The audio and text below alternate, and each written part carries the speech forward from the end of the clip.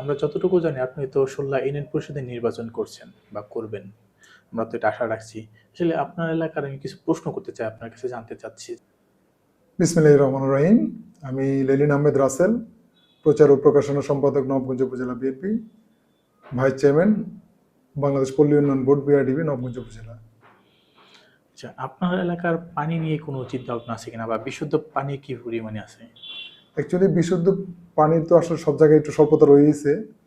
তো তার ধারাবাহিকতা আমাদের বৃহত্তর ১৬ ইউনিয়নেও বিশুদ্ধ পানির যথেষ্ট ঘাটতি আছে। যে সরকারের পক্ষ থেকে যে আর্সেনিক মুক্ত টিউবওয়েলগুলো আসে বিশুদ্ধ পানির জন্য, সেগুলো যেন কোনো রাজনৈতিক ভাবে মানে মূল্যায়ন না করা হয় বা কোনো ধরনের কোনো পার্সিয়ালিটি না করা হয়। আমরা চেষ্টা করব যেখানে যে বিশুদ্ধ পানির ঘাটতি রয়েছে সেই সব জায়গাগুলোতে সেই আর্সেনিক মুক্ত টিউবওয়েলটাকে ডিস্ট্রিবিউশন করার জন্য, এবং মানুষ যেন তার সঠিক সেবাটা পায় এবং সে যেন বিশুদ্ধ পানির সার্ভিসটা সঠিকভাবে পায়। জানি তো মাদক একটা বাংলাদেশের মধ্যে খুব খারাপ একটা দিক বা ভয়ের একটা থাবা। তো এই দিকটা আপনার ১৬ ইউনিয়ন পরিষদের বিবেচনায় কি বা দিক নির্দেশনা কি আছে বা আপনাদের পরিকল্পনা কি আছে? হ্যাঁ, মাদকের ব্যাপারে বরাবরই আমার জিরো টলারেন্স। যারা আপনি খুব ভালো করে জানেন যে আমাদের প্রিয় অভিভাবক ধর্ণাগঞ্জ ঢাকা এক আসনের মাননীয় সাংসদ জননেতা খন্দকার আবু আশফাক ভাই, তিনি কিন্তু সংসদের প্রথম অধিবেশনে মাদকের বিরুদ্ধে কথা বলছেন। তো আমরা তার কর্মী হিসেবে মাদকের ব্যাপারে আমরা যথেষ্ট সোচ্চার আছি যে মাদকের বিরুদ্ধে সর্বোচ্চ ভূমিকা আমাদের ছিল ইতিপূর্বে, এখনো আছে, ভবিষ্যতেও থাকবে। যখন না পর্যন্ত আমাদের সমাজ থেকে আমরা মাদকটাকে নির্মূল না করতে পারি, এটার যে বিরুদ্ধে যে অবস্থাটা সেটা আমাদের থাকবে অব্যাহত, এবং আমরা বিভিন্ন কর্মকাণ্ডের মাধ্যমে বোঝানোর চেষ্টা করবো যে মাদক আমাদের জন্য জীবনের হুমকি স্বরূপ, এটাকে নির্মূল করতে হবে এবং এটাকে মুক্তই আমাদের সমাজটাকে করতে হবে। একটা এলাকা, সেখানে কিন্তু আমাদের বর্তমান যে উপজেলা নির্বাহী কর্মকর্তা দিলরুবা ইসলাম, তার নেতৃত্বে কিন্তু আমরাও সেখানে সহযোগিতা করেছি। দুইবার অলরেডি অভিযান হয়েছে এবং এই অভিযান অব্যাহত থাকবে। ওরা কাজ করতে পারে না বা ঠিক মতন ওই যে ধানের জমিতে পানি পায় না। হ্যাঁ, অ্যাকচুয়ালি আপনি তো জানেন আমাদের দেশটাই হচ্ছে কৃষি নির্ভর দেশ এবং কৃষি প্রধান এলাকা। আমাদের ম্যাক্সিমাম মানুষই কৃষিকাজের সাথে সম্পৃক্ত। তো আপনারা জানেন যে ১৬ ইউনিয়নের পাশ দিয়ে বয়ে যাচ্ছে কালীগঙ্গা নদী। সেই কালীগঙ্গা নদীতে আমরা যখন ছোট ছিলাম একসময় দেখতাম যে এই কালীগঙ্গা নদী থেকে বিভিন্ন খাল আমাদের যেখানে চাষাবাদ হয় চকের মধ্যে আসতো, পানি আসতো, বছর ভরে পানির অবমান প্রক্রিয়াটা থাকতো। আমাদের প্রিয় নেতা জননেতা খন্দকার আবু আশফাক, নবগঞ্জ ঢাকা এক আসনের মাননীয় সাংসদ, তিনি কিন্তু ইতিমধ্যেই নবগঞ্জের বিভিন্ন অঞ্চলে আমাদের ১৬ ইউনিয়ন সহ খাল খননের সুন্দর একটা সুব্যবস্থা করেছেন। আমরা আশা করছি আমাদের প্রিয় নেতার নেতৃত্বে আমাদের কালীগঙ্গা থেকে যে পানির ধারাটা চকের মধ্যে বহমান ছিল সেটা আবার নতুন করে চালু হবে, এবং সেটা চালু হলে আমাদের সেচ ব্যবস্থা বা কৃষিকাজের ক্ষেত্রে আবার নতুন করে আমরা প্রাণ ফিরে পাবো। আপনাদের এলাকার জেলেদের নিয়ে কি আপনাদের বিশেষ কোনো পরিকল্পনা আছে কিনা? এগুলোর আশেপাশে অনেক জেলে সম্প্রদায়ের বসবাস। একসময় দেখতাম যে এই জেলে পরিবারগুলা যখন মাছ চাষাবাদ করে তারা খুব ভালোভাবে জীবনযাপন নির্বাহ করতো, কিন্তু এখন পানির নব্যতা না থাকার কারণে এবং পানি দূষিত হয়ে যাওয়ার কারণে, পাশাপাশি চকের মধ্যে পর্যাপ্ত পানি বর্ষার মৌসুমে না আসতে পারার কারণে মাছের যে অবাধ চাষাবাদ সেটা কমে আসছে, যার কারণে জেলেদের জীবন এখন অনেকটা দুর্বিষহ। পরিকল্পনা করেছেন আমাদের পানির মানে যে ধারাটা অব্যাহত রাখার জন্য খাল খননের মাধ্যমে। কালীগঙ্গাতে অনেক ন্যাচারাল মাছের মানে কি বলে চাষাবাদ হইতো বা আমরা মাছ এখান থেকে পাইতাম, খেতাম।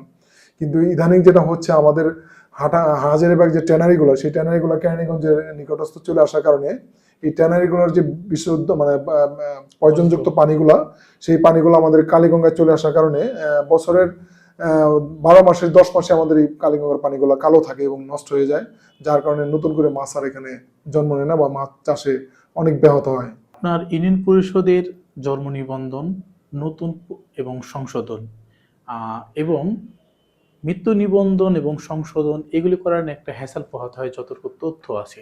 তো আপনি নির্বাচিত হলে এই বিষয়গুলো আপনি কিভাবে দেখবেন? সত্যিকার অর্থে কি আমি আপনাকে যেটা বলতে চাই, আসলে আমাদের যারা আমি একজন নাগরিক, প্রথমত আমি একজন নাগরিক। আমি নাগরিক হিসেবে আমিও যখন ইউনিয়ন পরিষদের সেবা আনতে যাই, আমারও মনে হয় যে এই জায়গাটা যদি পরিষ্কারভাবে আমি সেবাটা পেতাম তাহলে খুব ভালো লাগতো। তো আমরা যারা সাধারণ নাগরিক আছি, আমাদের একজন জনগণের প্রতিনিধি যে চেয়ারম্যান হবে তার কাছ থেকে তো এরকমটাই চাওয়া থাকাটা স্বাভাবিক যে ওখান থেকে যে সেবাগুলো পাওয়া যায় সেখানে যেন নিরবিচ্ছিন্নভাবে সেই সেবাটা পাই। তো আমি যদি আল্লাহর রহমতে আমাদের এলাকার জনগণের ভোটে আগামী স্থানীয় নির্বাচনে নির্বাচিত হতে পারি এবং প্রতিনিধি হতে পারি, আমি আপনার মাধ্যমে আমার এলাকার প্রিয় জনগণকে কথা দিতে চাচ্ছি যে আমার ১৬ ইউনিয়ন পরিষদ থেকে অন্তত সমস্ত ধরনের যে বিষয়গুলো আপনি বললেন, জন্ম নিবন্ধন এবং বিভিন্ন ধরনের চেয়ারম্যান সার্টিফিকেট সহ অন্য আনুষঙ্গিক যে সকল সুবিধা আছে, একদম টোটালি একদম ঝামেলা মুক্তভাবে নিরবিচ্ছিন্নভাবে সেবাগুলো পাবেন ইনশাল্লাহ। এটা আমি প্রতিশ্রুতিবদ্ধ আমার জনগণের কাছে, এবং এটা আমি নিশ্চিত করব। আপনার ইউনিয়ন পরিষদের এখনো কি কি করা হয়নি বা কি কি করা প্রয়োজন? সত্যিকার অর্থে কি ইউনিয়ন পরিষদটা হচ্ছে জনগণের, এটা জনগণের পরিষদ, জনগণের জন্য উন্মুক্ত থাকবে, জনগণ তার মানে প্রাণ ভরে সে আসবে, এখান থেকে সুন্দরভাবে সে হাসি মুখে সেবা নিয়ে যাবে। এটা ইউনিয়ন পরিষদের জন্য একটা জরুরি ব্যাপার, যেখানে কোনো রাজনৈতিক প্রভাব থাকবে না, যেখানে কোনো রাজনৈতিক পরিচয় থাকবে না, সেখানে সবাই থাকবে আমার কাছে সমান, এবং সমানভাবে সবাইকে মূল্যায়ন করা হবে। ইউনিয়ন পরিষদে অনেকগুলি ডিপ জায়গা রয়েছে যেখানে নাকি আলোকিত নেই, সেখানে আপনার কোনো পরিকল্পনা আছে কিনা? যে প্ল্যান আছে, আপনি জানেন আমাদের 16 ইউনিয়নটা হচ্ছে আমাদের নবগঞ্জ উপজেলার 14টা ইউনিয়নের মধ্যে সবচেয়ে বড় ইউনিয়ন, এবং এখানে প্রায় 2-3টা এলাকা আছে আমাদের বিচ্ছিন্ন, যেখানে নদী পারাপার হয়ে যেতে হয়। তো এখানে আমি অনেকগুলো জায়গা অলরেডি ইতিমধ্যে আমি মার্ক করে রেখেছি, যেগুলো নিয়ে আমার পরিকল্পনা আছে। আমি যদি জনগণের ভোটে নির্বাচিত হতে পারি, এইসব জায়গাগুলোতে আমরা সোলার প্যানেলের বিদ্যুতের ব্যবস্থা করব। বিশেষ করে আমাদের এই অঞ্চলে যে মসজিদ, মন্দির, মাদ্রাসা, শিক্ষা প্রতিষ্ঠান, ধর্মীয় প্রতিষ্ঠান আছে, এগুলোতে আমরা অবশ্যই সোলার প্যানেলের ব্যবস্থা করব, কারণ এইসব জায়গাগুলো খুব ইম্পর্টেন্ট।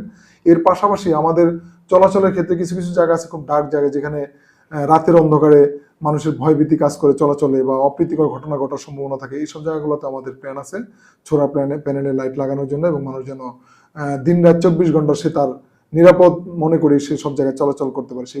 আচ্ছা, আমরা জানি বিচার ব্যবস্থা নিয়ে আমাদের খুবই অনীহা, তার সাথে যদি স্থানীয় বিচার ব্যবস্থার নিয়ে আপনার কোনো পরিকল্পনা আছে কিনা? বয়স প্রায় 44 চলে, তো এর মধ্যে তো আমরাও তো নাগরিক সেবা নেওয়ার জন্য অনেক সময় পরিষদে গিয়েছি। তো একজন সাধারণ নাগরিক হিসেবে আমার যেটা মনে হয় যে সাধারণ মানুষের একজন চেয়ারম্যানের কাছে অনেক বেশি প্রত্যাশা থাকে না। তার প্রত্যাশা হলো এরকম যে চেয়ারম্যানের কাছে খুব নিরবিচ্ছিন্নভাবে সে যেতে পারবে, তার মনের আবেগ অনুভূতি প্রকাশ করতে পারবে, এবং সে যদি কোনো অন্যায়ের কবলে পড়ে সেই অন্যায়ের বিচারটা যেন নির্ভেজালভাবে সে পায়। এখন আমাদের মূল কাজটা এখানেই, আমরা জনগণকে যেন সঠিক বিচারটা কোনো ধরনের কোনো ঘুষ দালালি ব্যতীত এবং কোনো প্রভাবমুক্তভাবে তারা বিচারটা করে দিতে পারে, সেটি আমার বড় টার্গেট। কারণ এই জায়গাটা যদি আমি শক্তভাবে মেনটেন করতে পারি, তাহলেই জনগণ আমি মনে করি তার সঠিক প্রাপ্তির অনেকটা পেয়ে যাবে। তো বিচারের ক্ষেত্রে আমি শতভাগ চেষ্টা করব, শতভাগ চেষ্টা কি এটা আমি করবো ইনশাল্লাহ। কারণ আমি জানি বিচারের মধ্যে যদি কোনো ব্যক্তি তার সঠিক বিচারটা না পায়, তাহলে এই কষ্ট রাখার আর জায়গা থাকে না, এই যন্ত্রণা সইবারও কোনো জায়গা থাকে না। সুতরাং বিচারটা হবে শতভাগ স্বচ্ছ এবং পরিচ্ছন্ন, যেখানে কোনো লেনদেনের কোনো প্রক্রিয়া থাকবে না, যেখানে কোনো দালাল বাটপারে বা কোনো খারাপ শ্রেণীর লোকের কোনো মানে সম্পৃক্ততা থাকবে না। এইভাবে ন্যায় বিচারটা আমি আমার পরিষদে ইনশাল্লাহ প্রতিষ্ঠিত করবো, যদি আল্লাহ আমাকে নির্বাচিত করেন। যে কারণে ইউপি মেম্বার এবং স্থানীয় কিছু মানুষ এখানে যারা সুবিধাভোগী তাদের কাছ থেকে অর্থ লেনদেনের সুযোগটা সংগ্রহ করে থাকে, তো আপনি নির্বাচিত হলে এই বিষয়টাকে কিভাবে দেখবেন?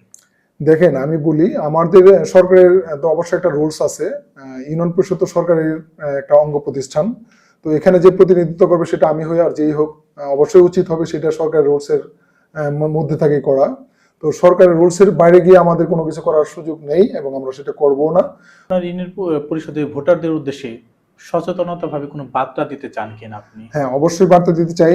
দেখেন, ইদানিং কিন্তু আমাদের সারা বাংলাদেশে যে নৈতিকতার যথেষ্ট ঘাটতি রয়েছে, যেটা ইতিমধ্যে আপনারাও দেখছেন, আমরাও দেখছি। আমাদের যেমন ধরেন ধর্ষণ, ইপটিজিং, মাদক সয়লাভ হয়ে গেছে, যেগুলোর বিরুদ্ধে ইতিমধ্যে আমাদের বর্তমান সরকার, আমাদের গণপ্রজাতন্ত্রী বাংলাদেশ সরকারের মাননীয় প্রধানমন্ত্রী দেশনায়ক জনাব তারেক রহমান, তিনি কিন্তু এই ব্যাপারে যথেষ্ট সারা বাংলাদেশব্যাপী ব্যবস্থা নিচ্ছেন এবং প্রশাসনকে কঠোর নির্দেশনা দিয়েছেন। তারই ধারাবাহিকতা আমাদের ধর্ণবগঞ্জ ঢাকা 1 আসনে মাননীয় সাংসদ জননেতা খন্দকার আবু আশফাক ভাই, তিনিও যেখানে যান সেখানে কিন্তু এই অনৈতিক এবং এই অবিচার বা এই সমাজের অবক্ষয়ের ব্যাপারে কিন্তু যথেষ্ট সচেতনমূলক বক্তৃতা বা ভূমিকা নিয়ে থাকেন। তো আমিও আশা করছি যে আমাদের এই যে বাচ্চাদের, বিশেষ করে শিশু সন্তান বা কন্যা সন্তান যারা আছে, তাদের প্রতি যারা গার্ডিয়ান আছে তারা অবশ্যই সচেতন থাকবেন। যেহেতু আমিও নিজে একজন কন্যা সন্তানের বাবা, কন্যা সন্তানদেরকে যেখানেই পাঠাবেন বা যেখানেই স্কুলে পাঠাবেন, অবশ্যই আপনারা একটু চোখ কান খোলা রাখবেন, সতর্ক থাকবেন, তাদের দিকে সুদৃষ্টি রাখবেন, তারা কোথায় গেল, কোথায় মিশলো, এই জিনিসগুলো আমাদের দেখভাল করতে হবে। এগুলো যদি আমরা কন্ট্রোল করতে পারি, তাহলে আমাদের হয়তো নৈতিকতা যে অবক্ষয় হয়েছে সেই জায়গা থেকে আমরা বেরিয়ে আসতে পারবো ইনশাল্লাহ। আমি আমার অঞ্চলের যারা গার্ডিয়ান আছেন, সন্তানদের মা বাবা আছেন, আমি তাদের প্রতি অনুরোধ করব যে আপনারা আপনাদের সন্তানকে সুশিক্ষায় শিক্ষিত করেন, নৈতিক শিক্ষায় শিক্ষিত করেন, ধর্মীয় শিক্ষায় শিক্ষিত করেন, যেন তারা মাদক মুক্ত থাকে, যেন তারা অনৈতিক কোনো কর্মকাণ্ডের সাথে সম্পৃক্ত না হয়, যেন তারা কোনো খারাপ কাজের সাথে লিপ্ত না হয়। তারা যদি ভালো হয়, তারা যদি সুশিক্ষায় শিক্ষিত হয়, ধর্মীয় শিক্ষায় শিক্ষিত হয়, তাহলে এই সমাজ ভালো থাকবে, এই সমাজ নিরাপদ থাকবে এবং এই রাষ্ট্র সুন্দর হবে এবং এই দেশের ভবিষ্যৎ সুন্দর হবে। ধন্যবাদ আপনাকে ডিএন বাংলার বিশেষ অনুষ্ঠান নির্বাচনী কথা নিয়ে সময় দেওয়ার জন্য। আপনাকে অসংখ্য ধন্যবাদ আমার এখানে আসার জন্য এবং আমার নিউজ নেওয়ার জন্য। ওয়ালাইকুম আসসালাম। প্রিয় দর্শক, দেখছিলেন সুল্লা ইউনিয়ন পরিষদের সম্ভাব্য চেয়ারম্যান প্রার্থী সেলিন আহমেদ রাসেল ভাইয়ের বক্তব্য। সামাজিক যে অবক্ষয় এখন চলছে, সকলের একটাই কথা বলবো, একটাই মেসেজ, যে নিজের সন্তানকে সুশিক্ষায় শিক্ষিত করুন, নিজের সমাজকে নিজে গড়ুন। ধন্যবাদ সকলকে, সকলে নিরাপদে থাকবেন, সুস্থ থাকবেন। দেখা হবে আগামী পর্বে। আসসালামু আলাইকুম।